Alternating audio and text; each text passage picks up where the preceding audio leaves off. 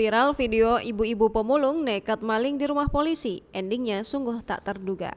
Aksi sejumlah ibu-ibu yang menyamar sebagai pemulung lalu mencuri di rumah polisi. Kejadian ini pun menghebohkan warga kota Bau-Bau, Sulawesi Tenggara setelah video CCTV viral.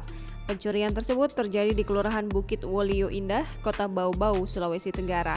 Aksinya itu berhasil terekam kamera pengawas yang memang sengaja dipasang untuk mengawasi rumah anggota polisi tersebut. Dalam video yang dilansir dari unggahan akun Instagram @fakta.indo, terlihat ada 5 ibu-ibu yang membawa karung masuk ke rumah korban.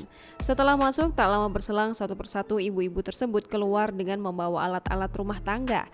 Dalam keterangan video unggahan akun Instagram tersebut, dijelaskan bahwa usai kejadian itu, aparat Polres Bau-Bau menangkap ibu-ibu pemulung. Gerombolan ibu-ibu mencuri di rumah polisi. Sempat dijadikan tersangka, namun akhirnya mereka dibebaskan. Hal itu merupakan permintaan dari korban. Melihat kejadian ini, warganet pun tertawa. Banyak yang mengatakan jika ini yang bisa disebut the power of emak-emak.